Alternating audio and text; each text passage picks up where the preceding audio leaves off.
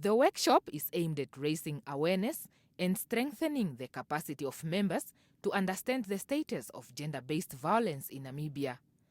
Moruti says gender-based violence continues to be one of the most notable human rights violations, with growing evidence that GBV is on the increase in the SADC region.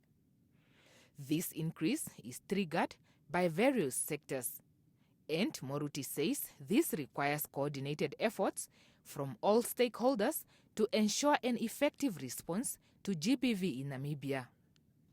The most predominant form of violence in SADC is emotional abuse against girls and women aged 15 to 49 years. As the SADC Secretariat, we are extremely honored and to be part of this important national dialogue, which will provide a platform for parliamentarians to engage with service providers, to unpack Namibia's GBV laws, and to engage on the role of parliamentarians in the national GBV response.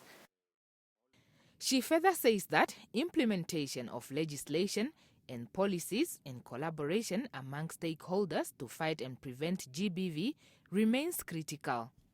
National Assembly Deputy Speaker Loide Kasingo says Namibia has witnessed brutal killings, sexual assaults, rapes, physical beatings committed with impunity and without end in sight.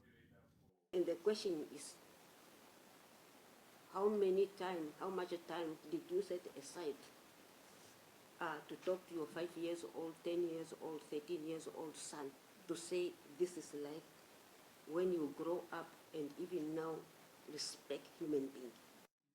This is what some participants had to say.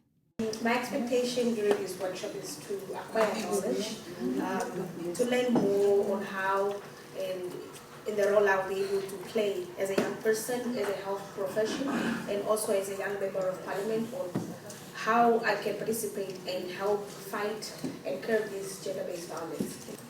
My expectations basically are just to share with everyone how the Prosecutor General's office is going about fighting the scourge of GBV, and to learn from our fellow stakeholders how they are doing it, and then implement or hold hands